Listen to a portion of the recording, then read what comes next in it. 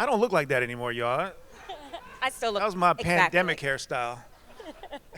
That's what I look like every day. I'm assuming that all those applause and woos and wahs were for Alia Kemet. Yeah. And how did I know? Nobody came to see my ass.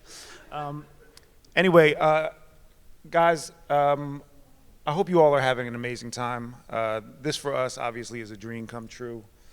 Putting this panel on and having guests like Alia join us to have conversations around culture, blackness, and all the things that we're trying to do in these different industries. So first and foremost, Alia, for the people in the room who don't know who you are, might have been living under a rock, could you please just tell them a little bit about who you are and what you do? Is this on? Okay.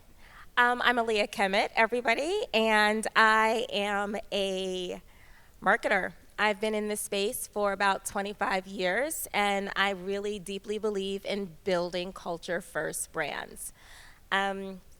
Everything from, I've worked for Nike, for IKEA, for Whole Foods, for McCormick, and now I am the Chief Marketing Officer at Shipt. And if you don't know Shipt, we are a same-day delivery company that will bring all the goods, everything you need, to your door from your favorite stores in about a little over 80% of the country. So I'm really excited to be here having this conversation today.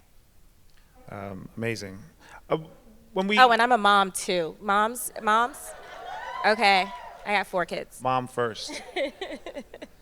You know, I think it's a really interesting idea, this experiment that we're all trying to figure out about what a cultural first brand really means. I mean, I think it's worth us taking a minute and try to kind of define for the audience and even for ourselves what that really means, because it is an ever-changing thing, right? Everybody is trying to put their finger on what a cultural first brand could be in this space. And if brands are really going to make an effort to engage in that, I think they have to understand what the possibilities are. So from your point of view, can you just tell us what a culturally first brand means? Yeah, I think relevancy is a really important word that I would think about when I think about a culture first brand. And I actually think about when I first had an experience with bringing culture into branding, and it was actually when I was an intern. And I was an intern with Nike like a really long time ago. Are there any Howard Bison in here? That's shocking. I heard it's the real HU. Is that true? It is absolutely the only HU. And so almost 30 years ago, I was working for Nike, and we were playing another school, Hampton, and The other HU. in a classic, right, institute. And I said, hey, let's do something a little bit different. And I wanted to kind of surprise, remember, there's no social media, right? So Nike made for me thousands of like signs, thousands that said Howard, the real HU. Now I had to explain why. Like no one understood. They didn't know about Howard and Hampton. They didn't know the culture. They didn't know like how cool this would be for the stadium to just like erupt with these visuals. But I did explain it to them, and they understood, and it was just this like really cool moment for everybody who was there. They were like, oh my God, Nike's a part of this experience. And that was when I think back to the first time I brought culture into a brand. I realized it was literally when I was an intern. And so since then, with all the brands that I have worked for, I tried to bring culture, and when I say culture, I'm thinking about what comes from our community, right? What is integral to who we are, into what I do, in a way that makes it relevant to consumers. Because you can't bifurcate inclusivity and business. You have to have all of it in order to really reach all your customers. Yeah, absolutely. One of the things that I talk to my clients about is even really what is culture, because I think it's a term that we throw around. I think we actually even have a panel discussing what the definition of that could be and should be. But for me, it's always really about a group of people and the emotional connectivity that they kind of find with one another. So whether that be music, whether that be religion, whether that be turns of phrases, or things that bring people closer together. And I think that kind of deconstructs what could possibly be a complex kind of idea to get around. So can we just talk about why brands even have the authority to kind of play in the space of culture? Because I know a lot of them have apprehension, and some of them jump in with reckless abandon at times where they shouldn't. So what are the guardrails when it comes to building culture-first brands, and how should brands go about doing so? So I think we've come a long way. The way I think about it is where data, insights, culture, and your brand intersect is where you need to be. I think what happens often is you have brands that are playing in spaces that don't make any sense for them. And then they have these moments where all of a sudden they're apologizing and all the things. And you have to be in that space in a real, authentic way. So I do believe that we have the right to play in that space. You know, one example of this, when I was working for a company, and I don't know if you guys remember, there was a time really in the last 10 years, and maybe it still happens, where agencies would only give you, when you were gonna show a family, it couldn't be like a black family with like a black dad and a black mom. Like if you watch television, it would always be in a mixed family, the mixed kids. We're just not showing both. And you know, I challenged the agency. I said, I want to see a black family. I want to see a black dad and a black mom. And I got some pushback. It was like really surprising, but I shouldn't have to ask for that.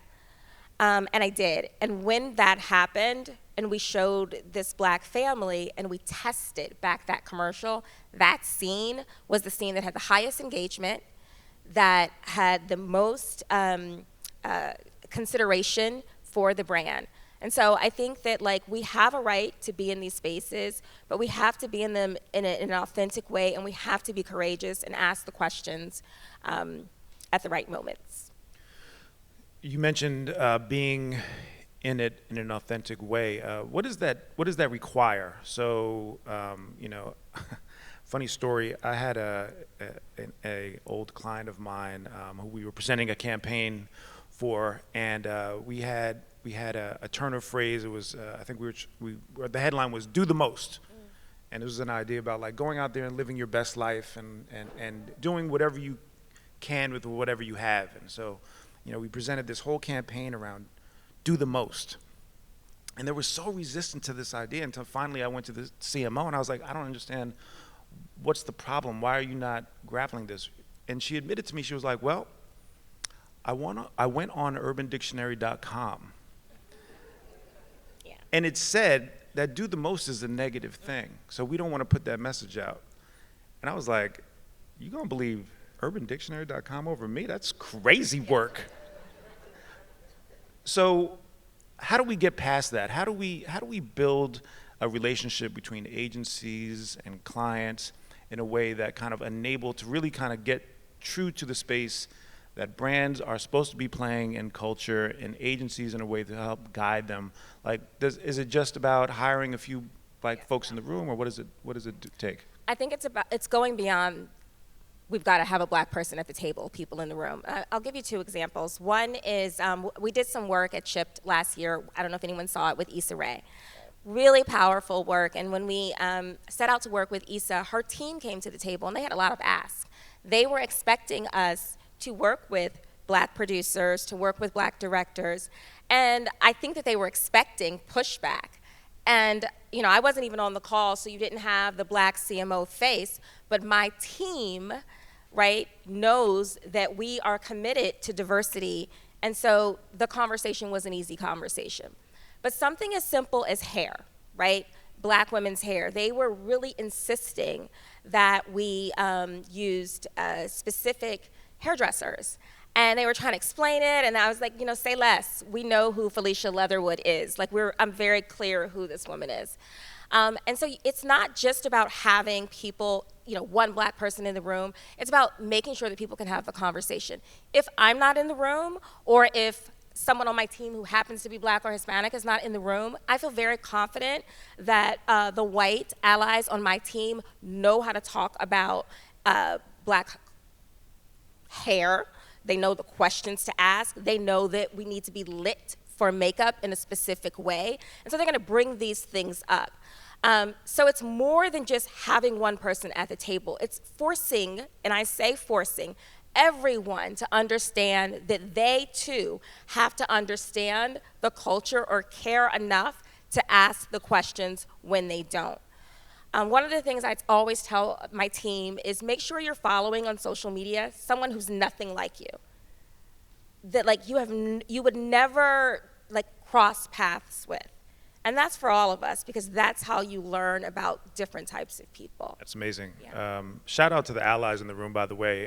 This is Blackweek, but we are here for everyone. Anybody that has ever felt disenfranchised in this industry or in this world, in this space, Blackweek is for everybody. And the inclusivity of allies, the ability to to find common space with one another is so important, because it just can't be about a Black person in the room, because oftentimes the Black person in the room ain't the right Black person in the room. And Dabo, let me say something else about agencies, because this is a really good point. I've been in this space for like 25 years, and I realized a few years ago I had never worked with a Black director, and I had never worked with a woman director. 4 years ago, I was like, I'd never worked with a woman director.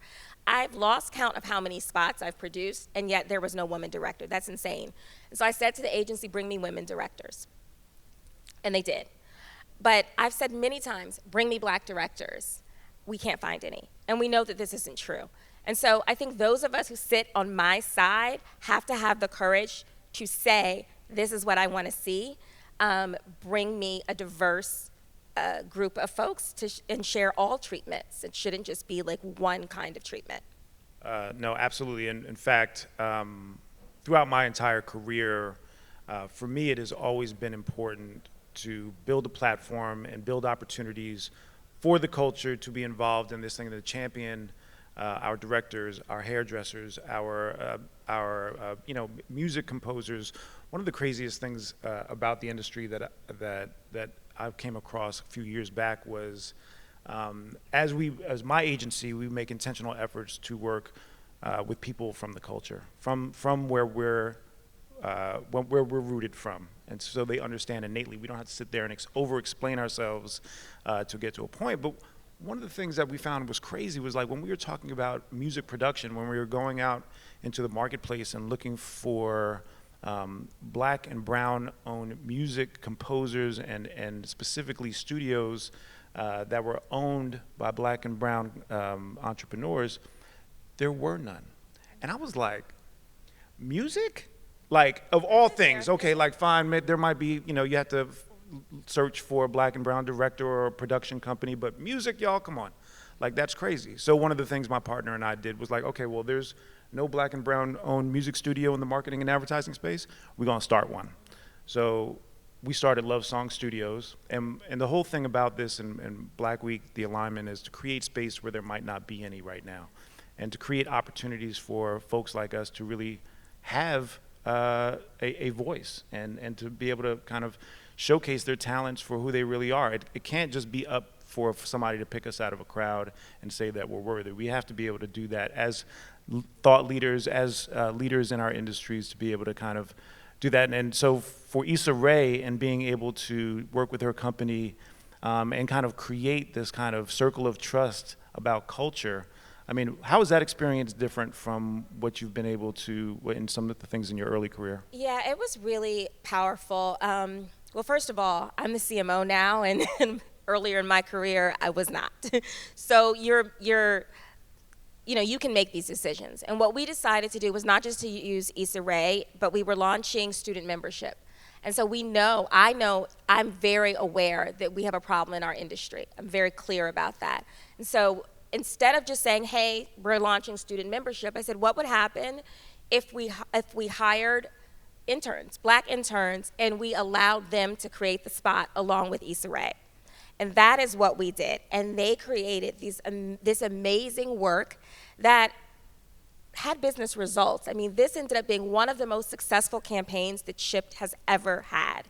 We were in so many different magazines. We were in all of these outlets. It just got a ton of interest because the students, they brought their full selves and who they are to the work. It was actually authentic. And then we screened the commercial in Times Square, and it was just like this beautiful moment where we're not just giving back, but we're also getting something for the business. So I want to be really clear. I firmly believe that it's not just because we want black and brown faces. This is good for business. And Cindy was talking about it, but it is true. And so sometimes we do have to explain it. You know, when you're in these rooms, and it gets exhausting explaining it. And I'll tell you a little way that has helped me. I think I give everything a name. So I name this transformational creativity. And what that is it's the idea that creativity can impact business results in meaningful ways. And there's a simple formula for it. You have a great creative idea. Usually you use earned media, and you're promoting that creative idea without a whole lot of money, but it's got to be like this cultural hook to make it interesting. So in this case, it was the Howard students. When you do that and you explain that in-house, people begin to understand why you're doing this work. And you literally put it in your plans. Well, we're doing a transformational creativity moment in August. We're gonna have one every quarter. We had it at one point, we were gonna have every quarter, we would have a transformational creativity moment. And essentially it means we're going to find ways that make sense with culture. We're going to be looking at social media and tapping in real and authentic ways.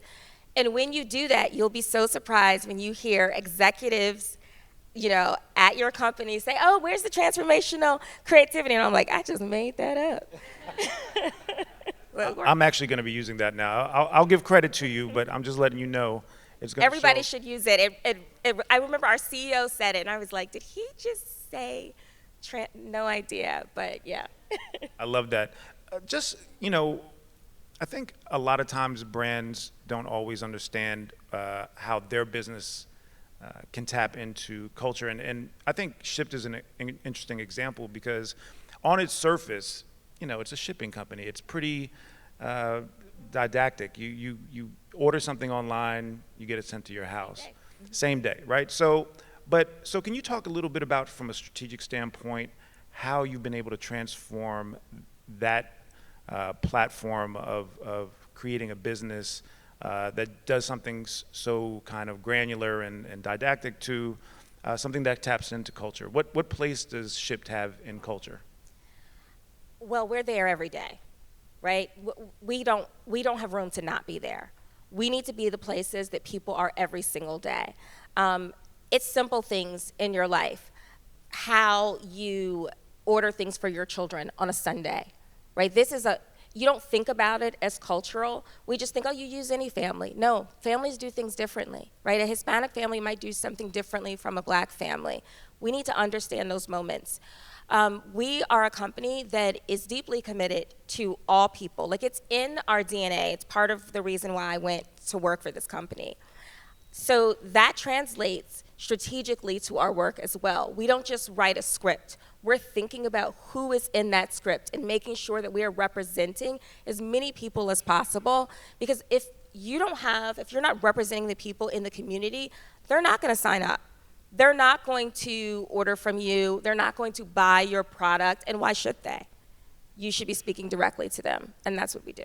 And I think it's also incredible that you actually are delivering to people's homes.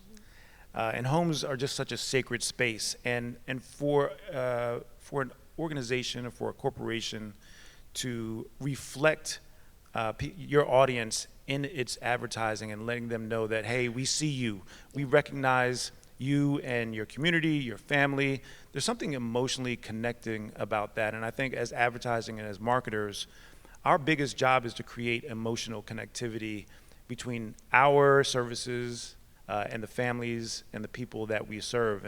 And so, you know, one thing is for sure, and there's definitely a lot of data to support this, is that when you talk to black and brown communities in a way that is not just trying to get their money, and is not trying to be performative, but actually is invested into who they are and how they live their life and their points of view, that kind of connectivity and that emotional connection that you make, it lasts for a very long time, even more so in the general market. Has your data supported any of that? Absolutely, but I want to touch on one of the things you said about tapping into people's lives. It is very personal, and same-day delivery can actually like save the moment. We found on TikTok, of all places, there was a woman who had ordered she had ordered a pack and play for her kids, right? And while she was on vacation. So if anyone has kids in here and you go on vacation and you plan to have a pack and play and the pack and play is not there, she ordered it for one of our competitors. The pack and play did not arrive. It was all this drama. And so as we do in 2024, we get on TikTok and we complain. And this kind of went viral, right? And what we did was, like, we need to be in those moments when things are happening in people's lives where we saw this and we said, hey, we can deliver this pack and play and more. And we got these products to this woman in a couple of hours. From that experience and her talking about it, it became such a real moment in her life. And we started having all of these people come and say, oh my goodness, I didn't even know you guys existed. The way you saved Hannah, I'm here for Hannah. I'm here because of that. And then you know what they saw? They saw we've got a very diverse social team. And people were like, oh, so it's like some spice in your social team. So shout out to some of my social team and my team because they're here in the front. And people were like, oh, wait a minute, because they could see them, and you began to see people who were diverse really get excited. Someone said, is this a black company? Like, no, but we do have, when we look at our C-suite, we have, out of 8 people, 5 are diverse, and 5 are women. So, we walk the walk and we talk the talk. It's just so meaningful, though, when you can see that play out in real life and how we can touch people's lives. And we try to do that every day. And that's a great point. I think the everyday part of it, I want to double tap because in my experience, one of the things that there tends to be a little bit of some brands who aren't used to playing in the space get winded quickly. They don't understand why it's not working when they do one commercial or they do one activation, and suddenly we're like, why aren't, they might see a little blip in the radar and they kind of expect that to be maintained for the following year. But can we just talk about the kind of consistency it takes to really make that kind of culturally first brand? Yeah, well, we know that people can see through the crap, right? They can see right through it. They know you're only doing something to get my money today. I think consumers are savvier than ever. People actually will go and look and say, oh, who's on the board, right? Who is running this company? I mean, that far. And I think when you are consistent and you're there, if you have a moment where, it didn't work out, people will be more likely to also forgive you because they know that it wasn't intentional. And I think that you've got to play the long game. You've got to play your own game, and you've got to play the long game. And companies need to be committed to asking for their partners to hire diverse producers, creatives, directors, strategists. The question has to come from those of us who are on our side. I believe that. And I think until we have the courage to start doing that more, it's not going to change. I mean, we've been talking about this in this industry. It's been decades. It just hasn't moved the way that it needs to move. And the last thing I'll say, and this is really for everybody in the room, just like something to think about. It's not just on the person who is sitting across the table or is in the agency or is in the C-suite. Every single one of us can ask the important questions or can do something significant that brings culture or can hire somebody who is diverse or can recommend someone, right? All of us can do that. And as you think about your own personal legacy, how do you continue to move this forward, I think is really important. That's amazing. I know we're coming up on time. We'll take any questions from the audience if they have any. I think there's a microphone somewhere.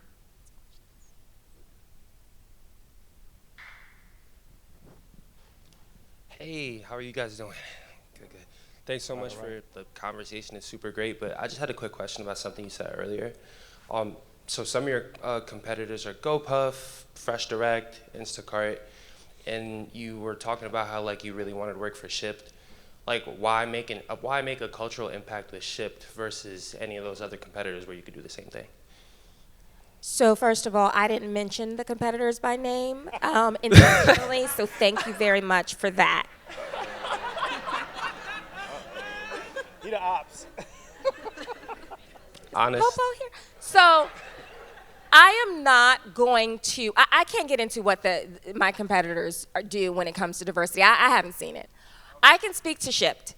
And I can speak to the fact that even before I joined this company, but certainly when I joined this company, it's not just diversity for us. It is in general like doing the right thing for people. I mean, we volunteer. We make sure that we have conversations on a regular basis about these topics. I work in a space where people feel comfortable talking about it.